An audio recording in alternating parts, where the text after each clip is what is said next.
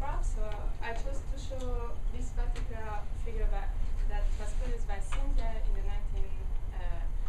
90s, which showed basically the potential impact of climate change on global food production.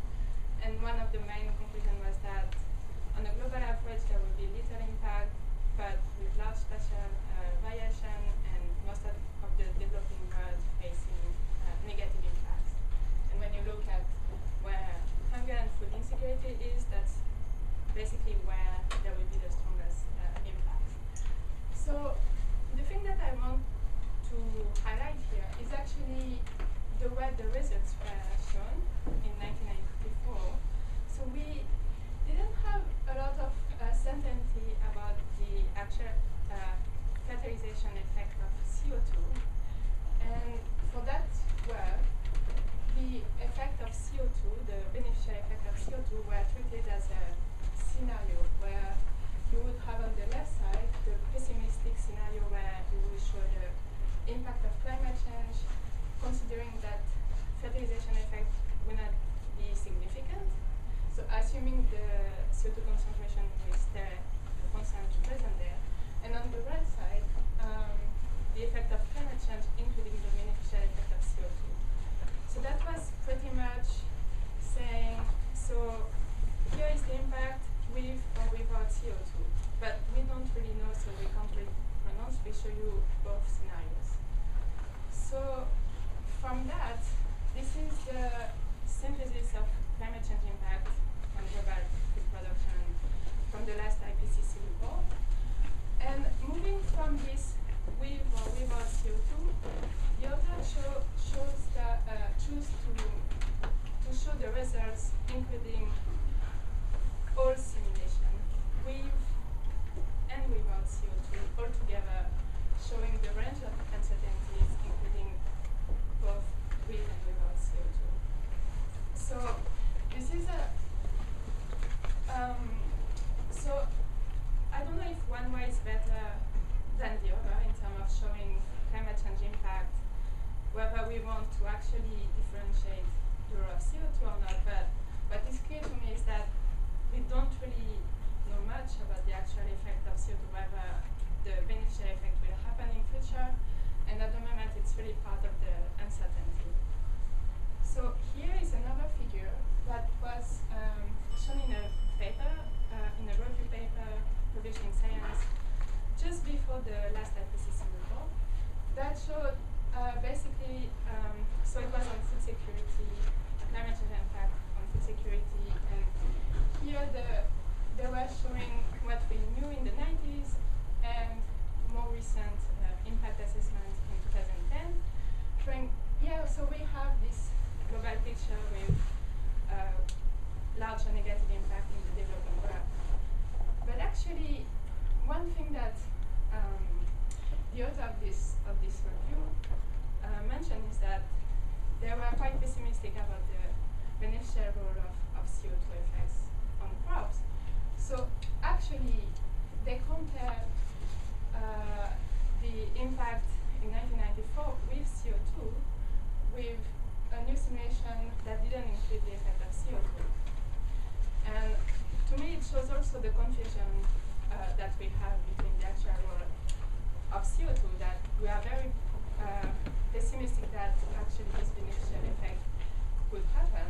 And here is actually the map showing with CO2 and without CO2. So you could say that maybe the map with CO2 is quite optimistic and doesn't seem realistic according to other projections that we have, but still not showing with CO2 is only highlighting one part of the issue. So what do we know about this beneficial effect of CO2? So we have measurements from experiments that have shown that citric crops such as wheat, rice, soybean would have photosynthesis stimulation from rising CO2 concentration. So by 10-40, so that will produce an increase by 10-45% in yield. And in the same time, there is also, the experiments have shown that all crops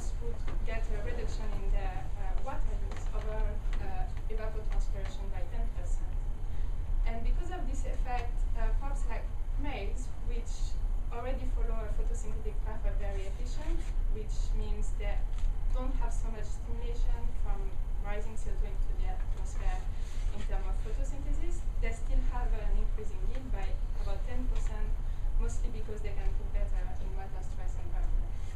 So from these experiments, we also know that potentially rising CO2 into the atmosphere could actually reduce the quality of crops. So that's not a topic I'm going to treat, but this is also another aspect of this effect.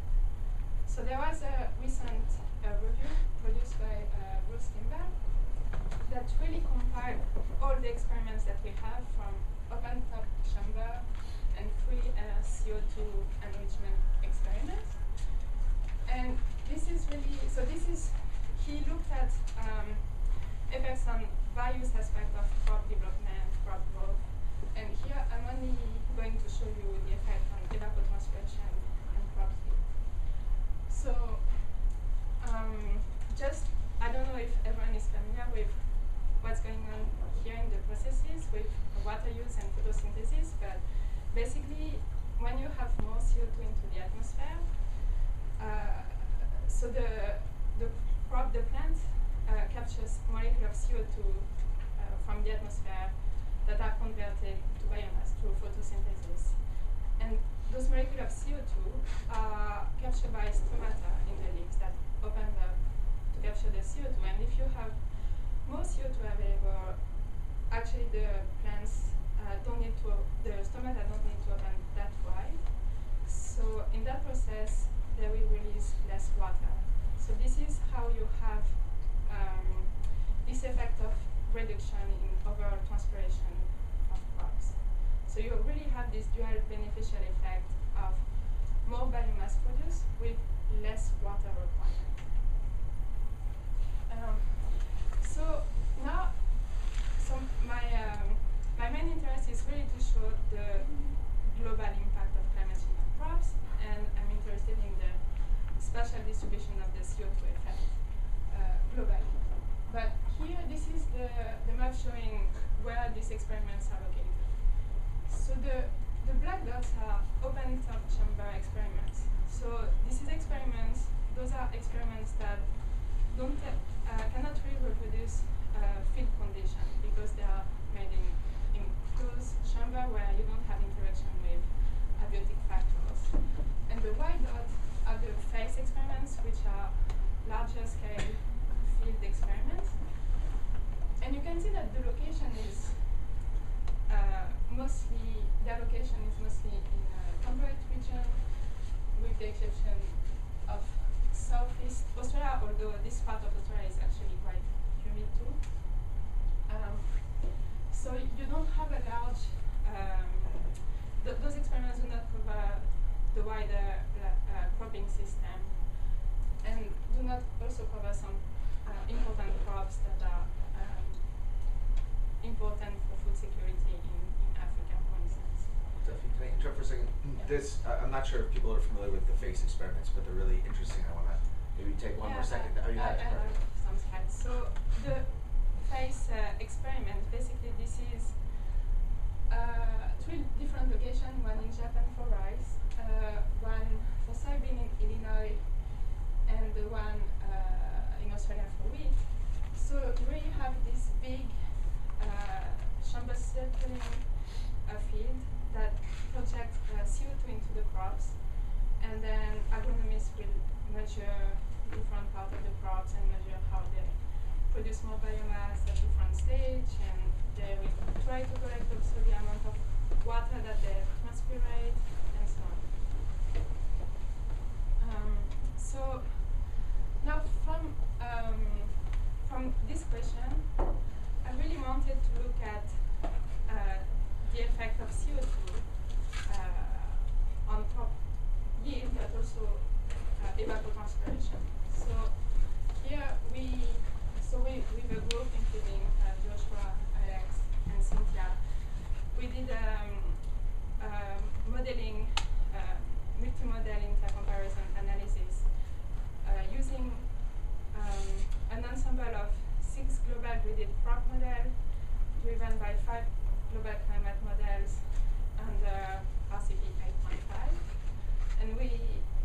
look at the outputs of this model on crop heat, evapotranspiration, and many other factors.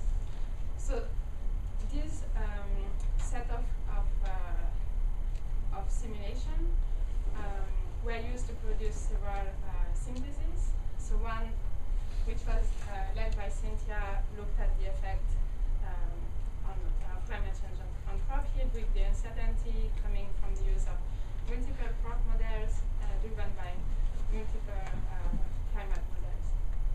So this is the latest, let's say, global impact assessment on crop yield, showing you the effect of climate change, including the effect of CO2 concentration, and this is the median among the model ensemble.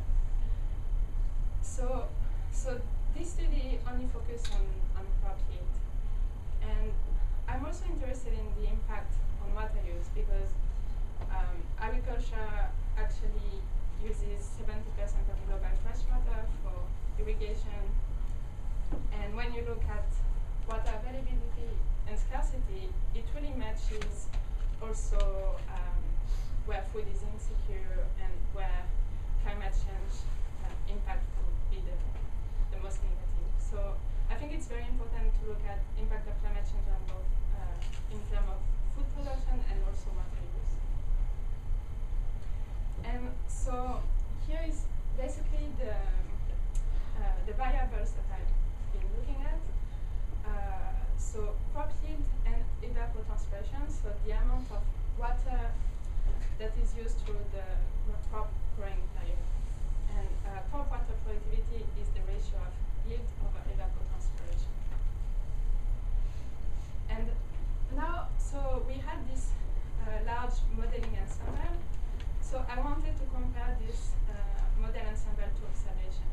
So I collected the phase data that provided in a consistent way both measurement on yield and evapotranspiration. And that resulted only in a few sites. So you had, for wheat, 2 sites, one in Arizona and one in Australia. For maize, only 1 site in Germany. For rice, 2 sites, one in Japan and one in China. And for soybean, one in Illinois. So there were not much data, but still we did an evaluation against the model and the observation. So here is the comparison. So we took the value correspond of the pixel from the global vivid model that corresponded to the location of the phase experiment. And here you can see the green and the yellow are the simulated crop water productivity, and the triangle symbols are the observation from the phase side. So what we can see is that, well, there are some differences and some large branch of simulation that also observed crop water productivity. The range tend to overlap between the model and the observation. And we also see that mostly the range of simulation is much bigger when there is water stress. So how crop model respond to water and simulate evapotranspiration is also a source of is a large source of uncertainty. So this is the result what we found on a global approach. So we compared with and without CO2 because we really wanted to look at the actual contribution of CO2 effects in the model. So we have here wheat, which is the citric crop, and maize, the C4 crop. So in both cases, I mean, CO2, the effect of CO2 has a beneficial effect on crops, on yield, on evapotranspiration. It reduces evapotranspiration, and it increases crop water productivity. And really, when you include or not the effect of CO2 for crop water productivity, it really changes the discourse. Either you have a huge decrease in crop water productivity, so actually you lose it, but also for the same amount of biomass or crop yield produced, you will need more water. But if you include the effect of CO2, you actually have a huge increase for both crops in crop water productivity. So here is the spatial variation of the effect of CO2 on yield. So this map shows you rain-fed simulation. This is the median across the model ensemble. And it focuses on 2050 for RCP 8.5, so around when the level of CO2 is about double to present day. And you have, so basically you can see the spatial distribution of how intense the CO2 effect is. So we compare with and without CO2 in 2050. And when you think of where the experiments are located, for maize, for instance, the location of the experiments is in Germany, which, if you can see, shows in a light green, which is not a very strong effect overall if you compare to other regions in the world. And it's quite similar for wheat, where you have measurement in Southeast Australia and in Arizona. The effect is quite minimal in comparison to, for instance, India, where there is a lot of wheat grown there and the effect is quite strong. So similarly for soybean, where you have the experiments in Illinois, and look at, for instance, the effect on soybean in Brazil, and similarly for rice, where you have the data from China, but then the effect in India and Western Africa is quite strong. Do you think the spatial pattern is just due to the water-mediated component of the effect? So this is basically the spatial pattern sort of aridity, or do you think it's also spatial pattern in the photosynthesis? I think it can be attributed to various factors, temperature, nutrient stress. So that's really also the model projection. And this is just for yield. Here, this is for the ratio of yield over ET. So the spatial distribution, it's slightly different because you have the counterbalancing effect of evapotranspiration. So for maize, for instance, we found a quite clear signal that actually the effect on crop water productivity is stronger in arid area, which makes sense since maize is not really stimulated by CO2 for photosynthesis, but mostly in water use. So it can cope better in arid environment. And then the story is more complex for rice, soybean, and wheat. What we found for soybean, it actually responds very strongly to the effect of CO2. And that could be due to the fact that soybean is a nitrogen-fixing legume, so it's not limited by nutrients. And in fact, from the experiments, we know that crops that are grown under well-fertilizing condition respond better to the beneficial effect of CO2. So here we looked at the average effect across agroclimatic regions, and you can see how the beneficial effect of CO2 on crop water productivity is huge in arid area, although it's a small portion of the total crop production when you compare to the other region, and that makes sense because this is probably the most difficult area where to grow crops. It's still very important for food security and water security question. Is there a meaning for the thickness of the board? The what, sorry? The thickness of. Yes, the thickness is the proportionate to the amount of crops that is grown there. So really there is not much in arid area because most of the crops are grown in temperate and colder climate in terms of the area. But when you look at, there are still people living in arid area, and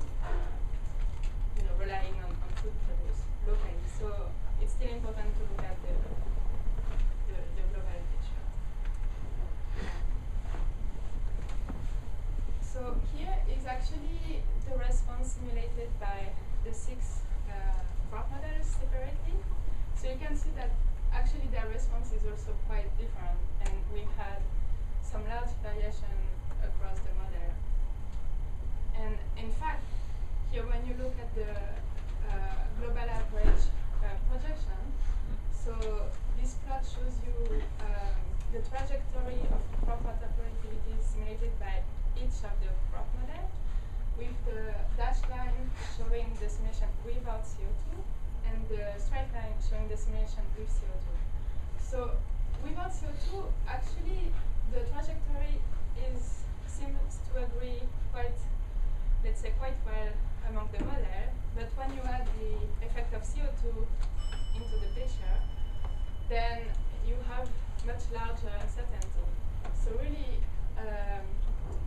the model have different methodology in implementing the effect of CO2, and they also have different way of simulating water use, evapotranspiration. So all that adds into the range of uncertainty. Do you know if in these models there's a feedback effect of aerosols carrying radiation, which makes the radiation be more photosynthetic? No, it's not used in the inputs. Most of these models actually, so they are driven by climate data, they use solar radiation, temperature, precipitation, and some use wind speeds. But I think that's about it. Maybe relative humidity in the air. And then they also have fertilizer application as a management factor, so we can improve the climate and soil input. But no direct diffuse radiation supply. Or even aerosol inputs at all at the moment, although that's completely Yes. So these are for the business as usual projections. Yeah. So, but if you do this for heavy mitigation projections, then Yeah, so the CO2 might go down, but the temperature not directly. So that seems that in terms of crops, those projections are pretty Yeah, can be dangerous, or That's can the be. main thing that when you talk, for instance, about mitigation, and you think, oh, like ASFI 2.6 will be like a good mitigation scenario, but then if you run this model, then if you assume that the CO2 effects will happen, then actually ASFI 2.6 gives you a worse impact than ASFI 8.5 because you don't have the strong positive feedback. So the question is really, for me, we can't just keep saying, oh, with and without CO2, or just putting it in the large uncertainty of the model and somewhere. I think it's quite important to be able to be more confident about whether these effects are going to happen. So I think for this study, I really wanted to test the strong emission scenario to have this strong effect of CO2 and what would be basically the impact on. Yeah, I see that. But so then if these effects are really as big as they are, then if we start mitigating CO2 emission and actually capturing CO2 and so on, but the temperature keeps on rising at least for a while. Yeah. Then it's more.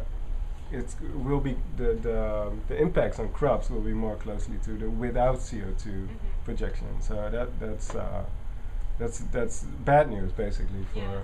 Although, I mean, most of in terms of food security, since we're not looking at the quality of crops, I mean, I think that's quite critical actually. The fact that with more CO2, for instance, if you don't add enough nitrogen to compensate the increase in carbon, you have this imbalance in the chemical composition of the crop. Okay. And some studies have shown this deficiency in zinc and iron, giant nutrients. So I think probably quite certain that what the model show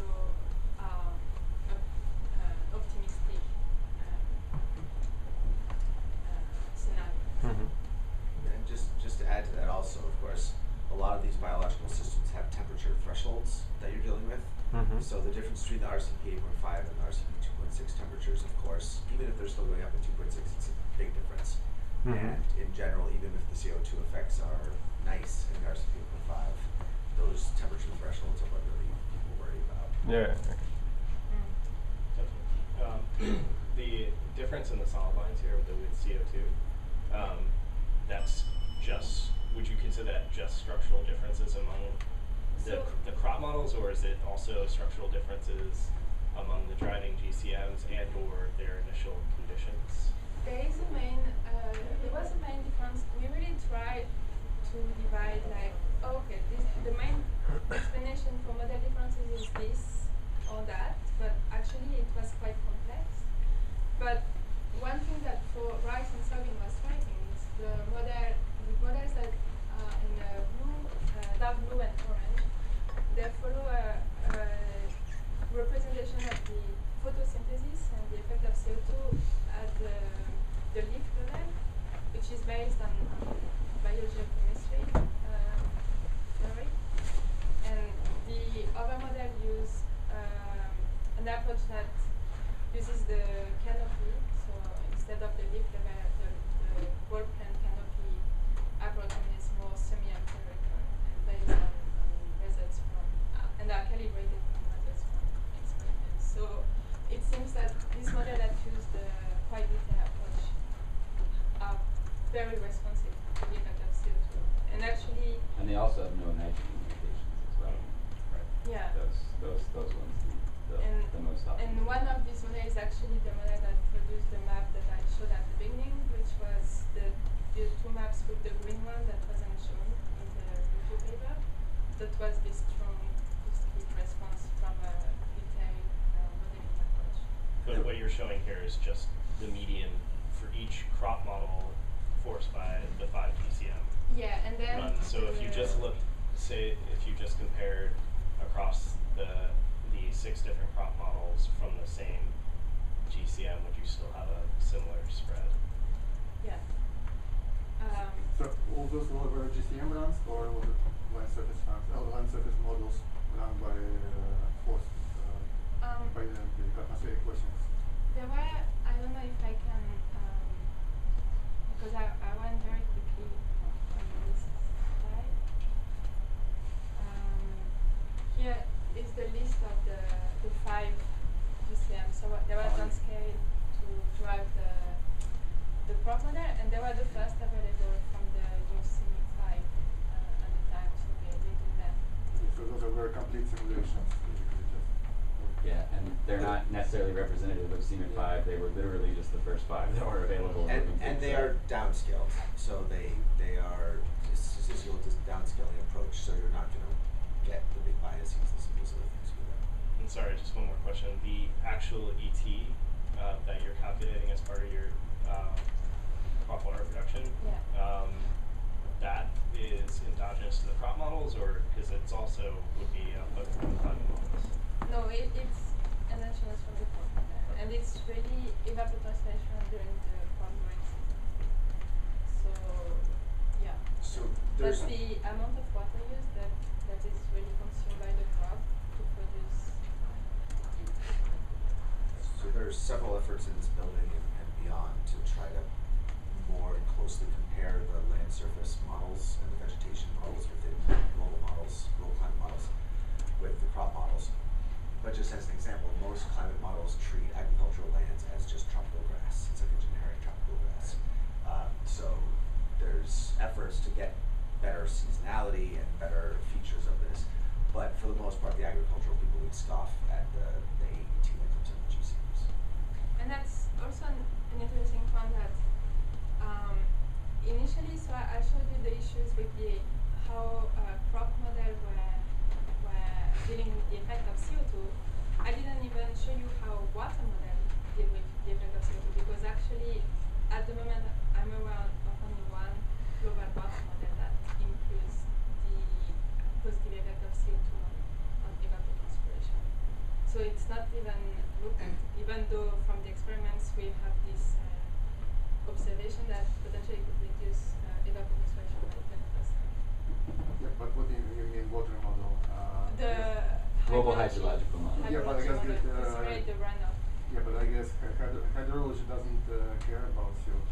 It's only Yeah, they do. precipitation. They simulate evapotranspiration. Yeah, but only through evapotranspiration it feels the effect on CO2. Everything else is still the same. Which impacts irrigation demand and all sorts of other things, and, Yeah. and has a pretty substantial effect actually. Just the hydrographs themselves are affected. I mean, it's one aspect, but it's fundamental. So here is actually the contribution of uncertainties from the climate, although the climate input were downscaled, so and bias corrected, and the crop simulation and the effect of CO2. So most of the uncertainty comes from the use of different crop models, which were not bias corrected. So we really took the models as they were, and there were a lot of differences due to difference in parameterization and modeling approach. And quite a large portion also occur from the response of the model, the way the model simulated CO2. So in terms of the implication of these results for adaptation, so we found that, so we know that with so CO2 effects is actually stronger for well-fertilized crops. So one key, let's say, win-win adaptation strategy is really to fertilize crops, especially in areas that are currently using low fertilizer inputs. And potentially with this effect of CO2 on evapotranspiration, it could reduce water demand from irrigation, and also help rain-fed crops cope better with water stress situations. So knowing where and by how much could help farmers and decision makers to plan which crop type to plant in the future. And then, so one of the aspects that is, again, not really treated here is crop genetic, and whether, so we should look at how, crops will really respond in terms of their chemical content and with elevated CO2 and how this will affect the crop physiology. Because I think it's quite certain that crops and plants will adapt to their new environment, but will there be, if they are less nutritious, then this is quite important. So just some last one. So looking at the climate system and Earth system model. So these two plots are, I think, quite interesting. They show basically the carbon sink. When you include only the effect of climate, and when you include the CO2 fertilization effect. And so you have the C4MIC, the ENIC ensemble, and then the MIT IGSM 2.3 is a model that was actually coupled with a nitrogen cycling model, so where you had nitrogen limitation. So with nitrogen limitation, you really see the strong effect of CO2 on photosynthesis, which increase the carbon sink. And when you don't include the fertilization effect, you mostly have the negative effect of climate, so reduction in photosynthesis. And when you include the nutrient stress, nitrogen stress, then you don't have such a strong CO2 effect. And here is actually, so this plot was shown in a paper by Arnett in 2010, showing how much do we know in terms of the contribution of different feedback processes to the radiative forcing. And again, the potential feedback of CO2 fertilization effect, we don't know much for vegetation. So it's not just for crops, but also there's quite a lot of research to be done in terms of this effect and the potential feedback to the climate system. So it might still be a small contribution, but we don't know. So all those models that you showed, they didn't have night vision effect. And you are saying that night vision effect can actually use they limit the, so if you, yeah, it has been measured that if you have plants grown in a nutrient stress environment, they won't respond so well to the increase in CO2. And because, I mean, plant tissue grow from biomass, carbon, but also nitrogen. So you can't just have one without the other. Half of the models had nitrogen, and half of them did, half of them did not. How do you see spread? From the crop model. Yeah. Actually, yeah, so three were run with full nitrogen fertilizer inputs and according to observed data. Then one was run assuming fertilizer was available, so the technical in effect removed the nutrient stress. One didn't use any fertilizer input, and one used a semi-empirical approach to scale the biomass to FAO data, so that implicitly they would have nutrient stress, but that was not directly scaled. So this is my second to last slide. So basically, this is more to conclude on next steps for me after this study. That I think one crucial thing is really to extend these space experiments to parts of the world that are not that don't have any observation yet, India, Africa, and to look at also some crops that are not so well studied. And I think it's very important to actually make sure the crop modeling and the agronomist or experimentalist community interact from the beginning of setting up these experiments. Because from the perspective of this paper, it was actually very difficult to get robust data that we could use for the model with consistent settings on both yield and evapotranspiration. So I think that's quite key. The other thing that we are developing now, especially with Joshua, is this CTW and sensitivity analysis. So we are performing new sets of simulation with the global crop model with fully harmonized configuration, and we really want to look at the effect of carbon, temperature, water, and nitrogen stress, and to be able to really capture what drives the model differences and try to eliminate the assumption in adaptation, for instance. The other part of, I think, what is very important is communication of these results and really talk with practitioners and understand really how what will be the implication of these results in the field and to really understand what are the main challenges basically. So actually in 2 weeks I'm going to Rotterdam to present these results and actually organize an entire session on the role of CO2 and the implication for adaptation.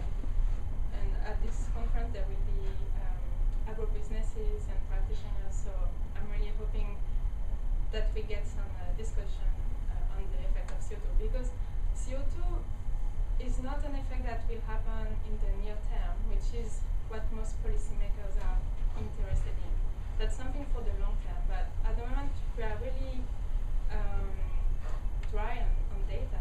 We don't have any data, and those data, those space data, will take probably 10 years to really provide robust measurement if we start today, and they are very expensive. So we really need to plan now to understand what will happen after 2050. So this is the end.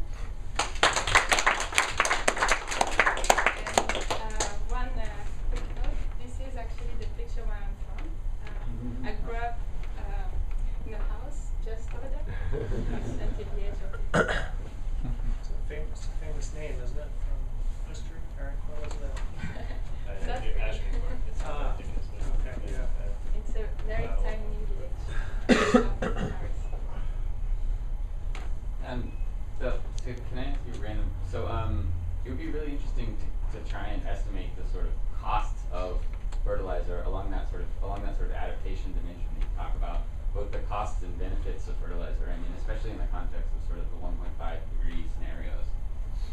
You could sort of easily, if you just sort of back the envelope the numbers, you easily find that just from the food system by 2050, the food system growing as it is, in order to sort of feed the 10 billion, 9 billion by 2050, we will blow through the 1.5 degree target. So in order to reach that 1.5 degrees, as we've talked about many times, you have to basically change the food system. And largely that's going to mean decreasing fertilizer usage around the world. At the same time, as you said, fertilizer is one of the most obvious mechanisms for increasing the most obvious mechanism for increasing productivity to feed those increasing populations, and is potentially even one of the most obvious adaptation measures because of CO2 effects.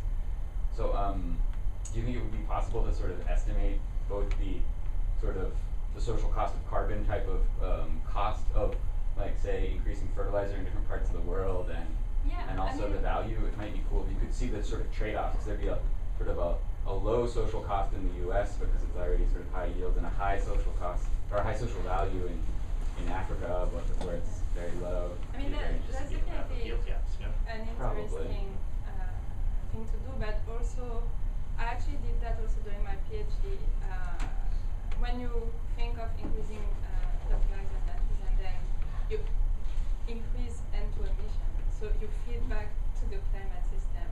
So actually, from my estimates, it's still, even if you have a scenario where all of Africa start to use fertilizer like in the US, you have a huge increase in N2 emission from these countries, but actually in terms of the overall radiative forcing, it will still be quite small. So it may not provide any trade-off tension, because I think since the emission, I mean, ideally you would want also to look at natural aging and all this environmental implication of adding fertilizer, but it's always it's complex. Yeah, I mean, just a comment here. I think that statement in your paper in general really underscores kind of why we're so interested in this area, which is that for a lot of people, climate change and food is this basic idea of it gets warmer when rainfall changes, and therefore these things happen. But as we start looking at secondary effects of not just the average changes, but the extremes and the changes in variability, when we start looking at the biological factors, the way that water resources interact with these changes, when we start looking at the fact that climate change is associated also with economic development and technology shifts and all of these other things, it gets really complicated really fast. And I think one of the things that this paper, which came out, when did this come out? In Nature? 2 days ago. Yeah, so this is hot off the presses here, and this kind of conversation is really important. And Joshua was just mentioning this 1.5 degree scenario. For those who don't know, coming out of Paris, that's the new goal, is to keep things at 1.5 degrees. So the challenge then to our community in AgNIP, which connects the climate, the crops, the livestock, the economics, all these things together, is if that's the target, what are the various pathways that get us there, and what are the kind of secondary implications and feedbacks, such as if we want to feed more people, we might have to chop down that forest to feed those people, and what does that do, and all of these things. So it's really, this is like one of the threads we're pulling on here, and it's messy, but very interesting.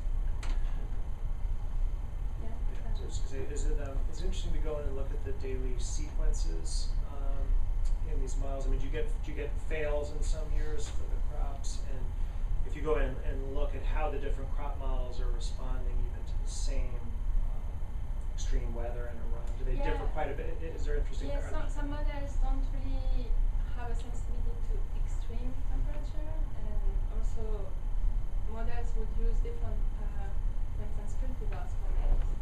So that will affect, temperature thresholds for that crop. So definitely there were some of these factors. Also the models use different equations for evapotranspiration, so it's based on empirical equation, and that also,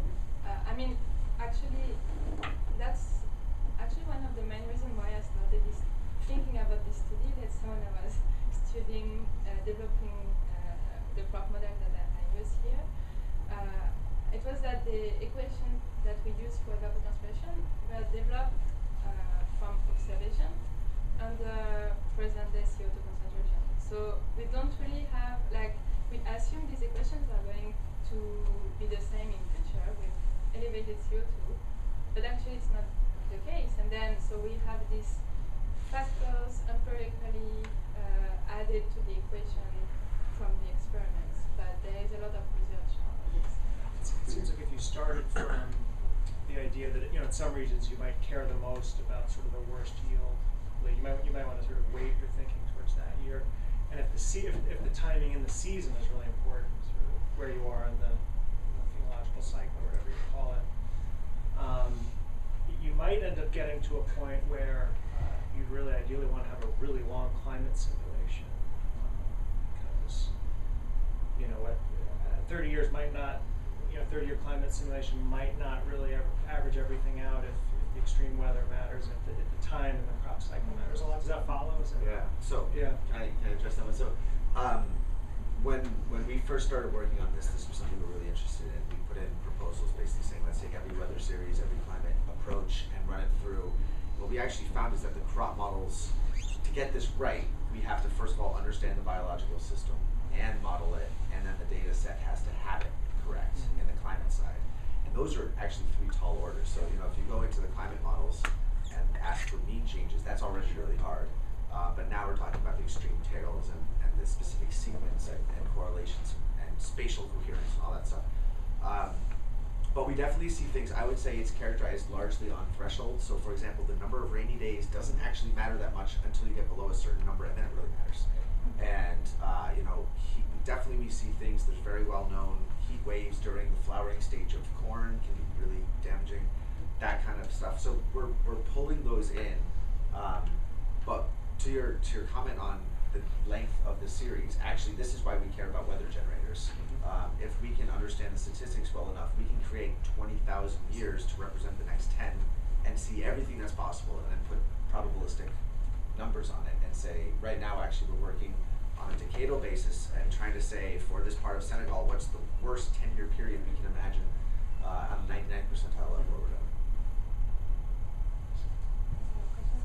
Yeah, it's kind of off this question about aerosols, but it's actually about kind of the potential for coupling these crop models to these climate models. You said that, you know, and you guys would scoff at the ET coming out of, you know, the atmosphere component of a climate model or the land surface component of a climate model, and Over agricultural lands. Yeah. Over agricultural lands, and I'm wondering, you know, if you had ET coming out of the crop model, how different is that, you know, say on annual timescales from the climate model, because there is a relationship say in terrestrial water recycling, you know, influence of downstream precipitation and all these other factors. I mean, this is the hydrological cycle, and so I'm wondering if kind of decoupling things and running crop models offline, and given the fact that the CO2 effects you see occur through water, right? That you know, that it's not just I guess the fact that they're related and that they've been run separately. Just what you think. So there's kind of 2 questions there. How do you think that affects the results and the interpretability of the results? And then the second order effect is like, question is like, what's the potential to, if it matters, to get these things to actually speak to each other, right? So that a GCM is getting feedback from a crop model, which is influencing kind of atmospheric circulation. It's also the same way when you think of land use feedback, and you have this system model that don't really have, I mean, they have crops, but it's not so well developed, and then you have, I mean, now a lot of them are implementing crop technology, so I mean the timing is definitely probably what is important. And we have a lot of the major land modeling groups are actually participating in our intercomparison, so that precisely so that they can compare the results of their models to the results of crop models. So CLM, Orchidee, Jules, all those groups are participating precisely so that they can try to improve their representations of ET in the water cycle and the carbon cycle. Some of those groups actually have the crop models in their land surface, and they don't care about yield. You know, a lot of the ag people, they want to know about yield. They don't really care about it. They just want care to about biomass. There is also in the group of models that we use, half of them are coming. So they were coming from to do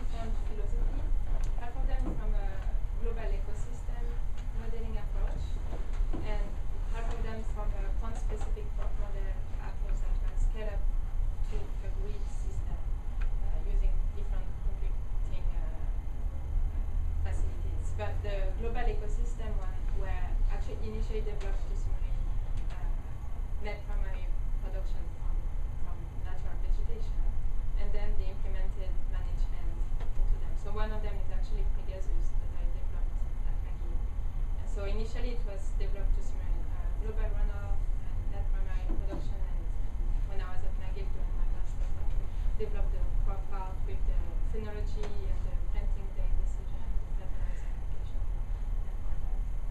So, for example, we can, right now, Sonali McDermott is working a lot with Nancy and others here in the building to take some phenology that we get from these types of runs and put it in as kind of a starting point.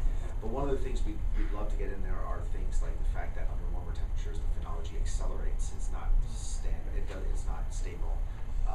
And then you get these changes in ET.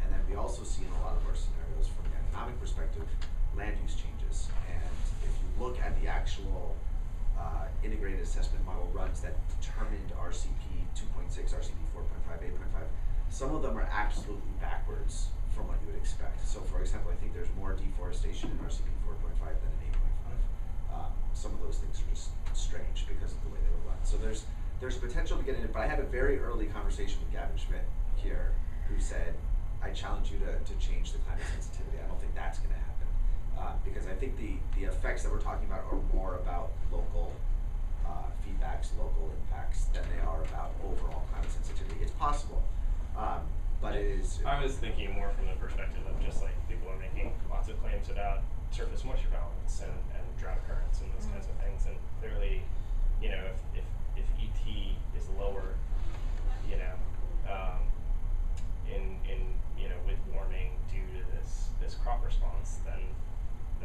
that really matters for what we claim about drought risk and drought frequency and those kinds of things. ET is lower not just for crops, it's really for all vegetation. It's for C3 and C4 vegetation type. So here the focus is just on crops, but it's also, you have phase experiments for trees, and so it really potentially, I mean, it can still affect the climate. I mean, it definitely affects the water balance, but by how much and how important it is, I mean, it's probably as important as this cooling effect of irrigation, global irrigation to the climate system. Well, I guess I'm just thinking about it from the perspective of if just fractionally speaking, ET is dominated, you know, terrestrially by transpiration, right? And we know evaporation is going to increase with warming. Just the extent to which the decreases in transpiration would offset, you know, the expected increases in ET. Right? So just wondering. Yeah, and on farmland it does, but on, you know, an open grassy pasture, I mean, that's yeah. Right. And so I'm wondering, kind of in aggregate at the global scale, what that effect would look like. We can work on a new project.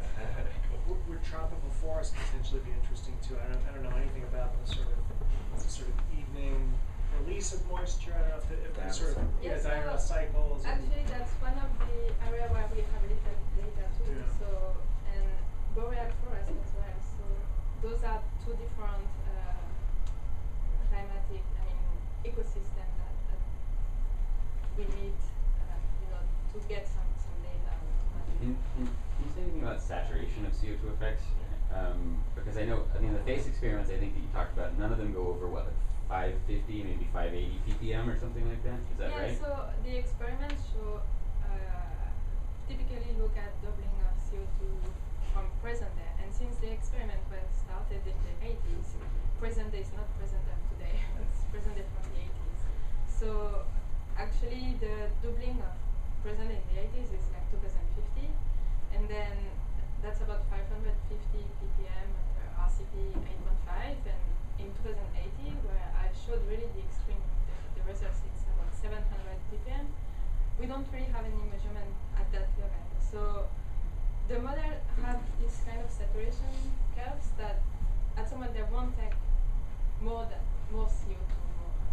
I mean, at this level the photosynthesis saturates because basically it increases the rate of photosynthesis until a certain point. And we've seen that in chamber experiments, not open field experiments, but you know, grow a plant in a controlled environment closet. So that is from experiments, and yeah, so that's also one key aspect that actually Bruce Kimball, who did this review of all the data, discussed with the paper that we just published, is that while CO2 effects will saturate, temperature will not. So extreme heat stress will occur even more strongly, but then the beneficial effect of CO2 will saturate. So even though it could be potentially a beneficial effect at the beginning, in the long run it's likely to be insignificant. So people are talking about an inflection point where initially CO2 effects dominate and then eventually temperature passes it. And that is also shown in some models. So actually, when you look at, for instance, rice or wheat, you have in 2050, when you include CO2 effect, overall a slight increase in yield and then a decrease. So it's not just a linear decrease or linear increase. It has a tonic result. That's likely due to a threshold with temperature. Is there anything interesting we can learn from a paleo perspective? I mean, presumably most of these crops didn't exist, but are there some sort of either ancient versions where, for example, on the nutrition side, can we find old specimens and gauge the nutrients, or is evolution just too dominant? We use the really long pre-industrial paleoclimate model runs in order to try, because those are, in order to try and understand the interaction of extremes and extreme seasons with CO2 and other effects. Because those are really the only ultra-large fixed forcing climate model ensembles that we can find. That's starting to become not true now. Some people are producing ultra-large fixed forcing ensembles at present-day levels, and hopefully soon at future levels. I think and phase experiments at 280 or so, would that be at 280 parts per million? Would that be interesting? I just thinking about some of the other I don't know if directions. that's possible. I don't think you can remove. I guess you could. You could just flood it with nitrogen in order to dilute the CO2. That'd be cool. That sounds like great work to do. So let's wrap it up here.